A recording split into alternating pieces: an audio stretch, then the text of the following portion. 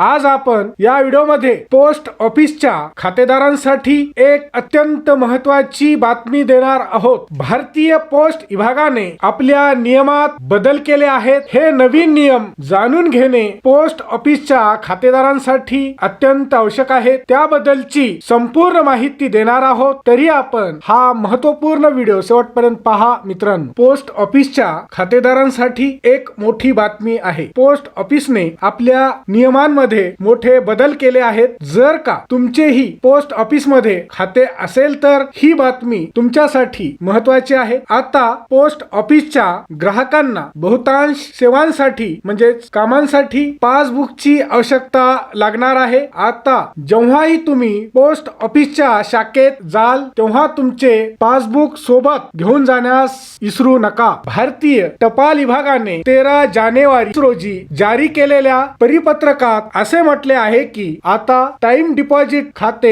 बंद करताना किंवा मुदतपूर्व खाते बंद करताना खातेदारांना म्हणजे ग्राहकांना त्यांचे पासबुक जमा करावे लागेल। जर का तुम्हाला आरडी, एमआयएस, ज्येष्ठ नागरिक बचत योजना, किसान विकास पत्र, केव्हीपी किंवा राष्ट्रीय बचत योजना आणि या व्यतिरिक्त कोणतेही खाते बंद करायचे असेल तर त्यासाठी तुम्हाला पहिल्यांदा पासबुक जमा करावे लागेल। मित्रांनो, व्हिडिओ आवडला तर नक्की लाईक व शेअर करा आणि चॅनलवर नवीन आला असाल तर सबस्क्राइब अवश्य करा।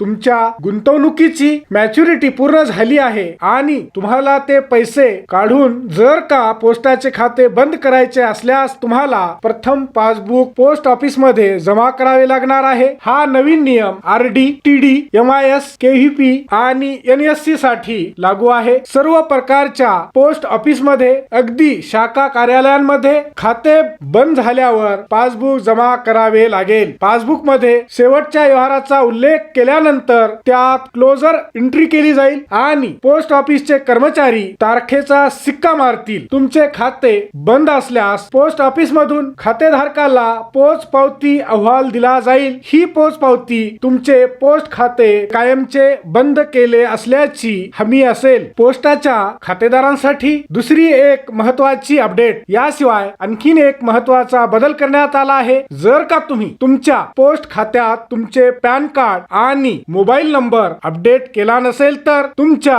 व्यवहाराविषयी अडचणी वाढू शकतात। तुम्हाला मोठे व्यवहार करता येणार नाही, तुम्हाला फक्त छोटे व्यवहारच करता येतील। या सर्व समस्या टाळण्यासाठी तुम्ही तुमच्या पोस्ट ऑफिस खात्याला पॅन कार्ड व मोबाईल नंबर लवकरात लवकर अपडेट करून घ्या। हा व्हिडिओ शेवटपर्यंत पाहिल्याबद्दल आपल्या सर्वांचे अगदी मनापासून आभार। खूप खूप धन्यवाद। जय महाराष्ट्र।